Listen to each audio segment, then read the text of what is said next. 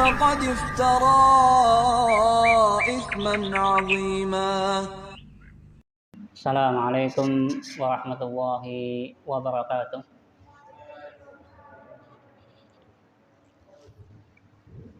Innal hamdalillah nahmaduhu wa nasta'inuhu wa nastaghfiruh wa na'udzu billahi min syururi anfusina wa min sayyiati a'malina.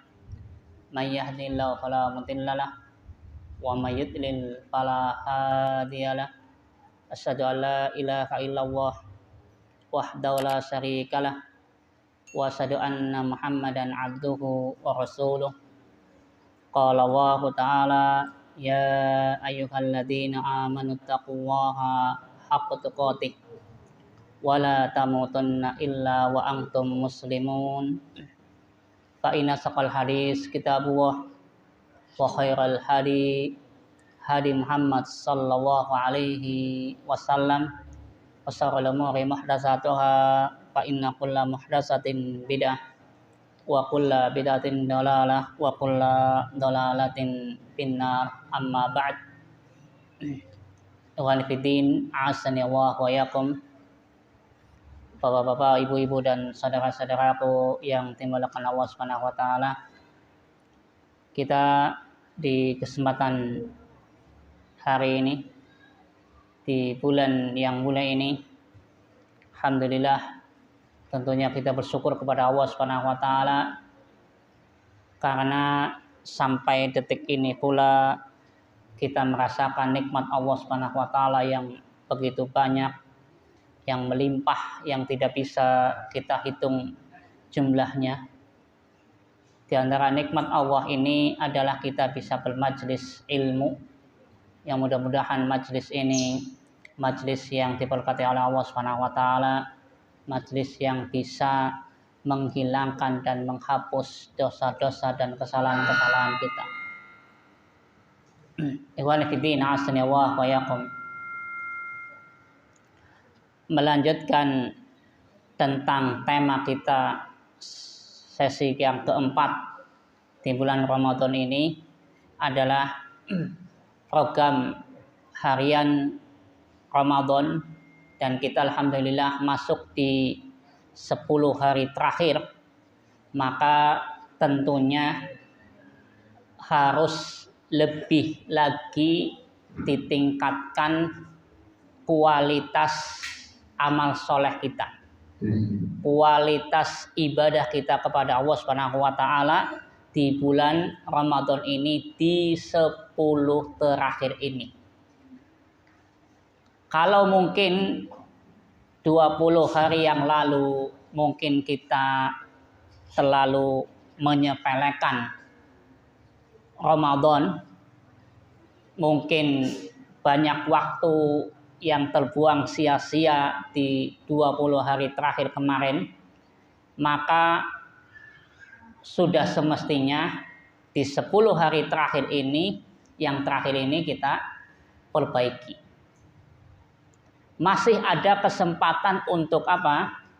Untuk memperbaiki kualitas ibadah kita, kualitas amal-amalan soleh kita.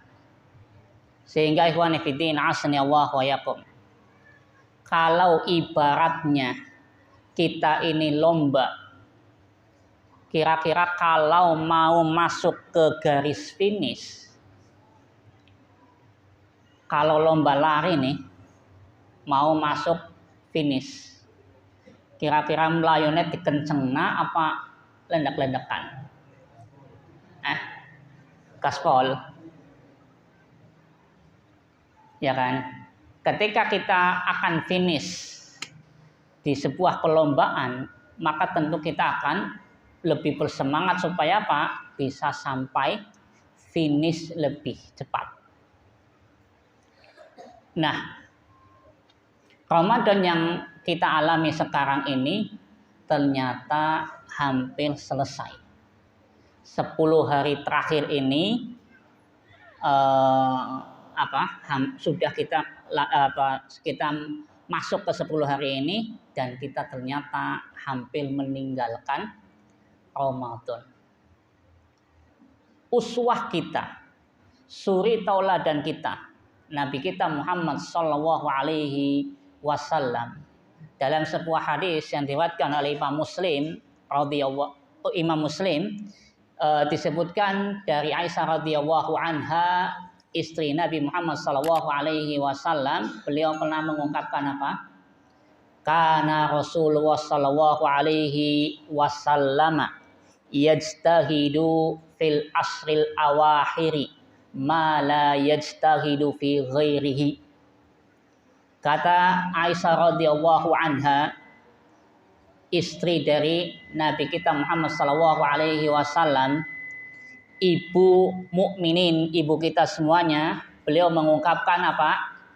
Kata beliau, kana Rasulullah sallallahu alaihi wasallam, dahulu Rasulullah sallallahu alaihi wasallam yajtahidu fil asril awakhiri.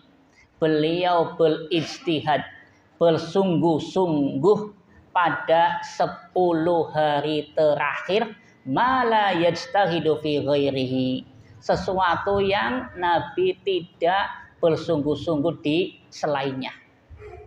Jadi kita lihat Nabi disebutkan oleh Aisyah radhiyallahu anha bahwa Nabi itu di 10 hari terakhir itu lebih bersemangat dalam apa? Beribadah kepada Allah, dalam menjalankan ketaatan kepada Allah Subhanahu wa taala. Makanya disebutkan bahwa Nabi itu istrinya ada berapa? Amri. 11. Istrinya Nabi ada berapa? 11. Panjenengan istrinya ada berapa?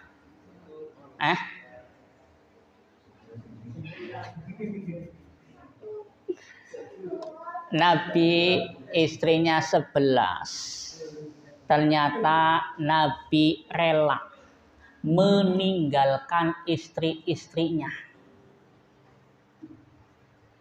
Khusus 10 hari terakhir Nabi itu iktikaf. Beliau tinggalkan istri-istrinya. Jadi ini tadi makanya dari awal saya mengatakan apa? Suri tauladan kita, uswah kita. Siapa? Nabi Muhammad sallallahu alaihi wasallam. Ternyata di 10 hari terakhir beliau tinggalkan dulu istrinya, ya kan? Dalam rangka apa? Dalam rangka fokus menghadap Allah Subhanahu wa taala. Dalam rangka fokus ibadah kepada Sang Khalik, kepada penciptanya, kepada Allah Subhanahu wa taala, Tuhannya. Ya kan? Rela tinggalkan aktivitas duniawinya di belakang dulu. Ini yang mungkin kita ini masih berat. Apa enteng? Apa enteng? Enteng. Iya, orang duwe bojo kudune lu enteng maning kok. Ora ana beban.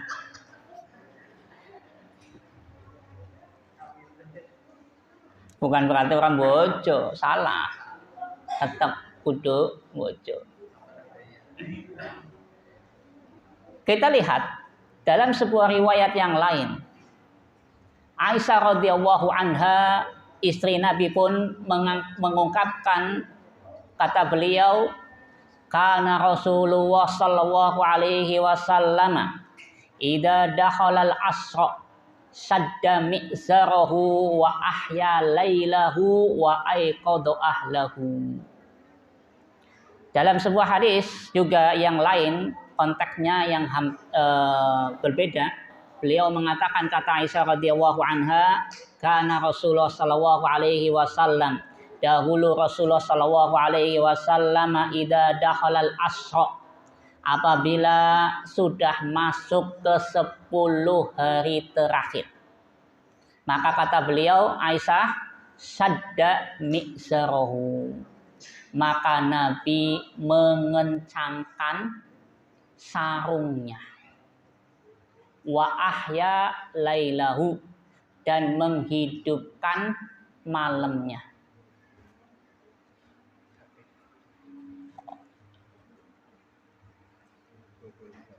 Ya. Dan beliau menghidupkan malamnya, wa aiqadha ahlahu, dan membangunkan keluarganya. Antum perhatikan, dalam konteks hadis ini yang dilakukan oleh Nabi Muhammad SAW ada berapa poin? Kan tadi disebutkan apa? Karena Rasulullah SAW, dahulu Rasulullah SAW idza dakhalal asra, apabila sudah masuk 10 hari terakhir, maka Nabi sadda mi'zarahu, maka Nabi mengencangkan sarungnya. Kemudian wa ahya lailahu, menghidupkan malamnya. Dan wa aiqadha ahlahu, dan membangunkan keluarganya. Berarti ada berapa poin? 3 yang dilakukan oleh Nabi Muhammad SAW dalam hadis ini. Nabi melakukan 3 poin. Apa bahan ini? Apa? Mengencangkan sarungnya. Maksudnya apa? Meninggalkan istrinya. Bujang tapi paham. Bujang tapi paham. Tes si bujang ya? Ini nikah. Oh. Paham le antum mengencangkan sarungnya?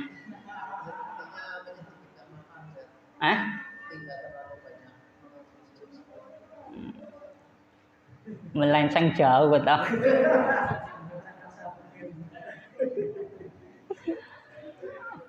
Mengencangkan sarungnya. Ada yang mengatakan artinya semakin giat dalam beribadah. Ada yang menafsirkannya seperti itu. Tapi jumhur ulama mengatakan ini adalah sebuah kiasan, yaitu mengencangkan sarungnya artinya beliau tinggalkan istri-istrinya. Urusan-urusan duniawinya, syahwatnya, ya kan, itu ditinggalkan terlebih dahulu. Betul-betul fokus menghadap Allah Subhanahu wa taala.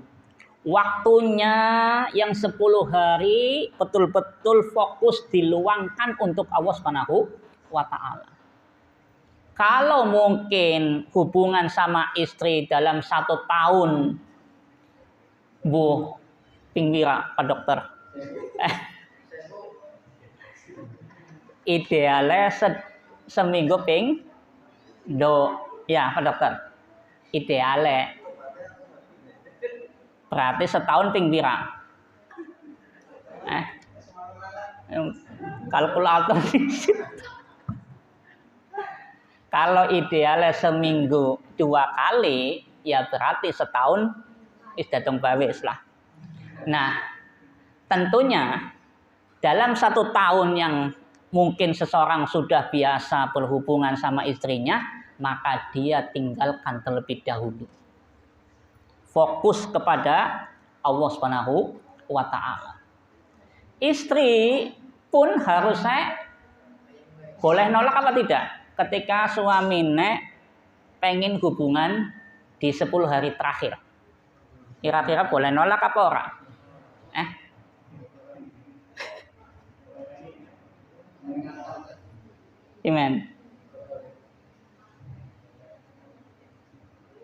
Imen Amri.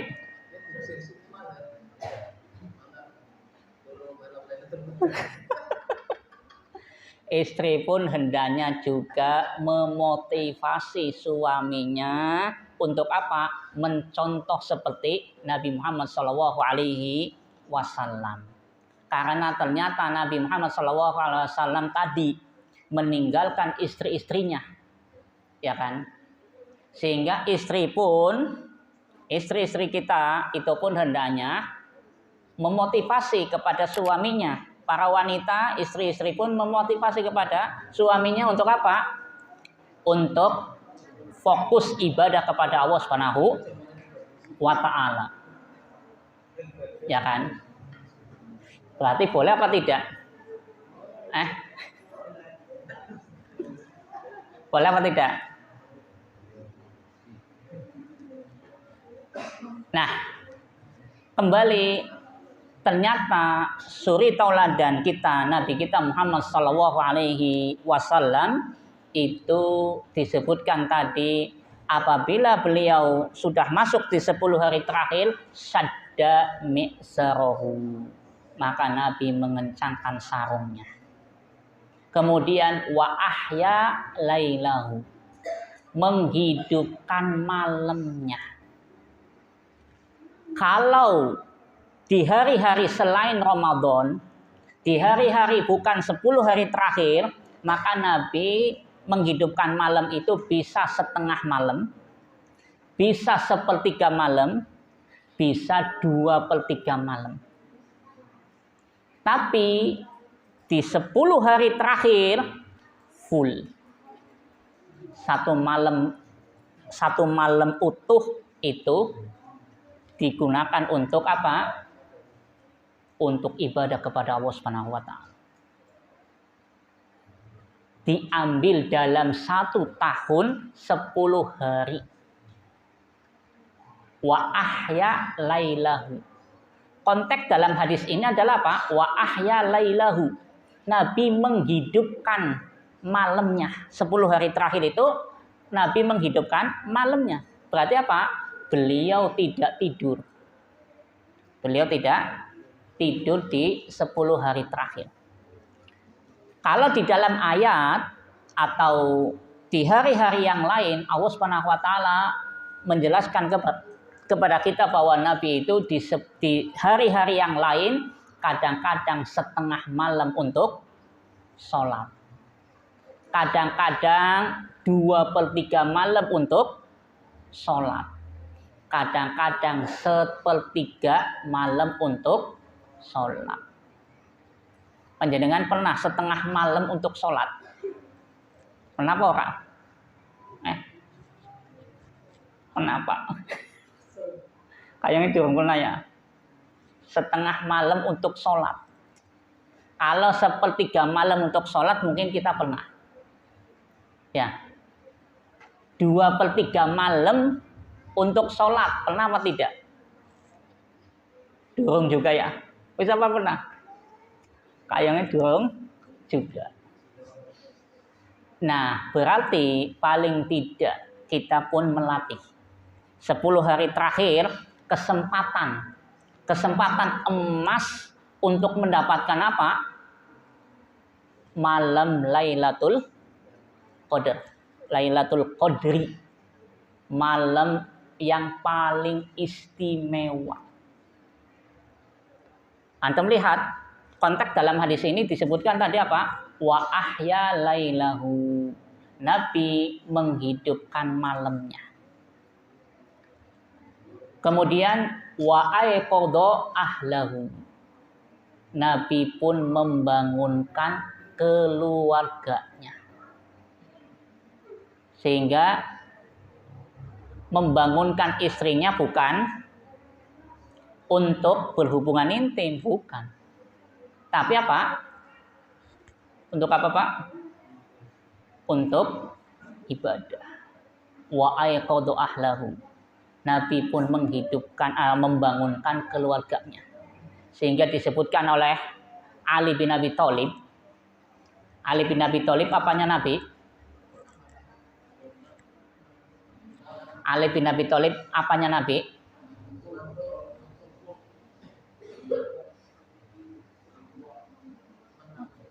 Mantu dan sepupu ya. Dan juga beliau juga adalah mantunya Nabi. Kata Ali radhiyallahu anha, Nabi itu kalau 10 hari terakhir, maka Nabi ketok-ketok pintunya Ali. Membangunkan Ali. Ini menunjukkan apa? Bahwa ternyata Nabi pun perhatian sekali dalam 10 hari terakhir. Bukan sekedar istrinya saja disuruh untuk bangun, ternyata mantunya, ya kan? Kemudian keluarganya itu dibangunkan. Memberikan motivasi, memberikan semangat kepada yang lain untuk beribadah di 10 hari terakhir. Ini suri tauladan kita. Nabi kita Muhammad sallallahu alaihi wasallam. Padahal Nabi sosok orang yang dosa-dosanya ada nggak Nabi?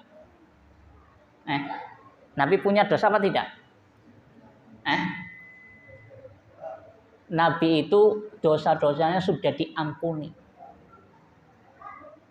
Yang lampau ataupun yang akan datang. Nabi itu dosa-dosanya yang lampau ataupun yang akan datang itu sudah diampuni. Tapi kita lihat di hadis ini tadi 3 poin yang mungkin tidak semua dari kita bisa mencontoh beliau. Ya enggak? 3 poin tadi apa? Mengencangkan sarungnya. Apa maning sing nembe nikah. Kayaknya kuat orang. Kemudian wa ahya lailahu. Dan yang ketiga wa aiqadha ahlahu. Kalau kita melihat Nabi kita Muhammad sallallahu alaihi wasallam, beliau adalah sosok yang dosa-dosanya sudah diampuni saja. Tapi ternyata beliau betul-betul memanfaatkan 10 hari terakhir itu adalah untuk fokus ibadah. Logikanya kan berarti dongeng kita ini harus lebih dongeng, ya boleh. Kan seperti itu. Kenapa? Ternyata Nabi saja yang sudah diampuni dosa-dosanya, sedangkan kita tidak tahu berapa banyak dosa-dosa yang kita lakukan. Kalau seandainya kemudian ternyata 10 hari terakhir itu tidak kita gunakan dengan sebaik-baiknya, maka sebuah kerugian yang sangat, kerugian yang betul-betul rugi. Kan seperti itu. Kenapa? 10 hari terakhir itu di dalamnya ada malam apa? Lailatul Qadri. Malam yang paling istimewa. Yang disebutkan orang yang beramal ibadah di malam ini ibadahnya bagaikan berapa? 1000 bulan atau 83 tahunan. Satu malam tapi bernilai ibadahnya seperti 83 tahun. Istimewa apa tidak? Sangat-sangat istimewa. Belum tentu umur kita mencapai 80 tahun. Iya kan? Karena umatnya Nabi, sebagaimana kemarin kita katakan apa? Umurnya umatnya Nabi berapa? 60 sampai 70-an. 60 sampai 70-an. Kalaupun ada orang punya umur 70 tahun dan dia beribadah kepada Allah, belum tentu semua ibadahnya selama 70 tahun itu diterima. Ya kan? Tapi ini kalau ada orang mengalami malam Lailatul Qadar, dia bisa beramal ikhlas sesuai tuntunan ajaran Nabi, betul-betul mengharapkan pahala dari Allah, betul-betul mengharapkan ampunan dari Allah, maka ibadahnya dia di malam itu senilai setara dengan 83 tahunan. Jadi kalau ada orang menyia-nyiakan kesempatan yang seperti ini,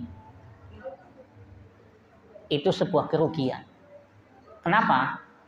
Belum tentu kita bisa mengalami 10 hari terakhir. Dan belum tentu kita pun bisa berjumpa dengan malam ini, malam Lailatul Qadar ini. Makanya Aisyah radhiyallahu anha ketika mengetahui tentang keistimewaan malam Lailatul Qadar ini, maka Aisyah radhiyallahu anha bertanya kepada Nabi Muhammad SAW apa yang seyogianya dan apa yang hendak dikatakan. Doa apa yang hendak dikatakan ketika ada malam Lailatul Qadar ini. Kesempatan emas yang belum tentu kita bisa ngambil lagi. Kan seperti itu. Sudah jelas-jelasan ada kesempatan emas tidak digunakan. Ya, kira-kira gimana? Ada orang diberi kesempatan bekerja di malam itu atau bekerja di sebuah perusahaan, gajinya, kesempatannya itu gajinya misalnya 1 miliar. Orang dijukut, malah jukutnya sing gajinya 1 juta. Kira-kira gimana? Tanggapan antum ada orang yang seperti itu. Tanggapannya gimana?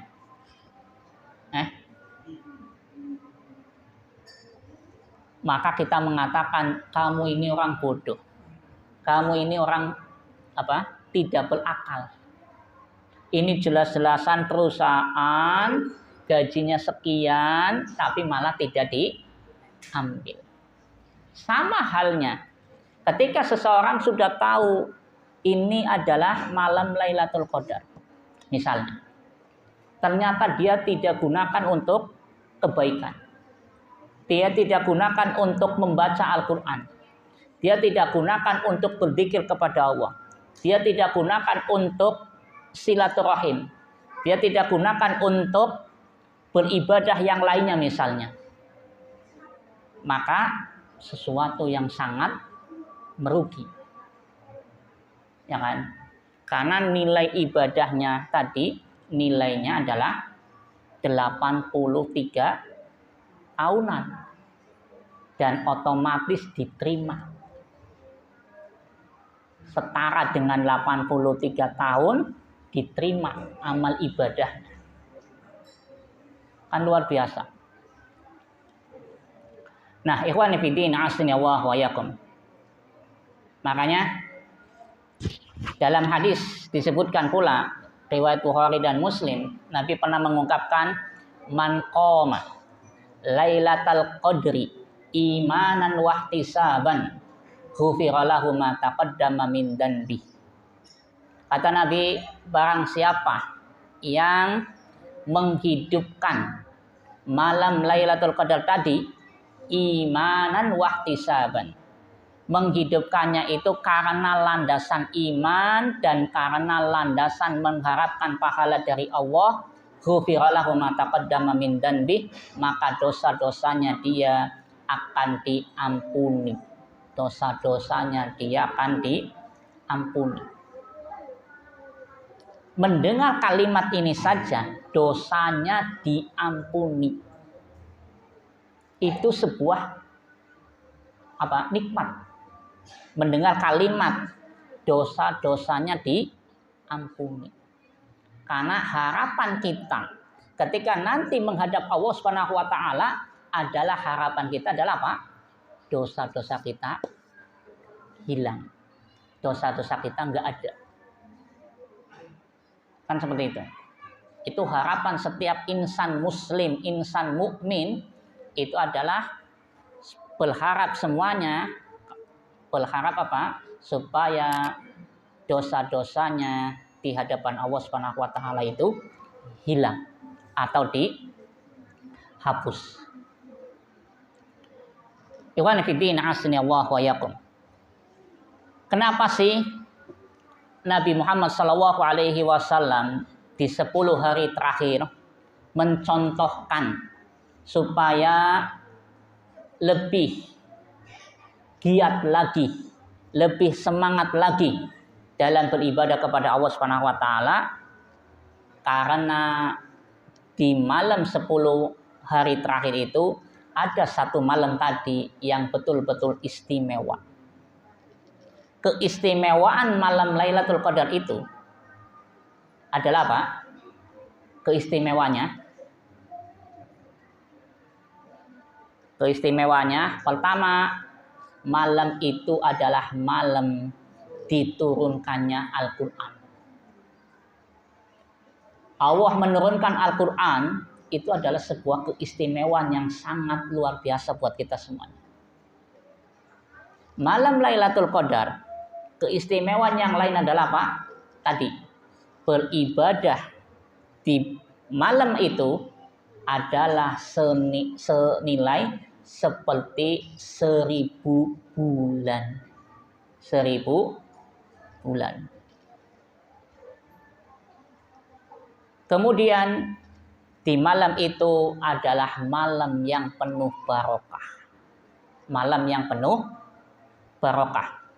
Malam yang selamat.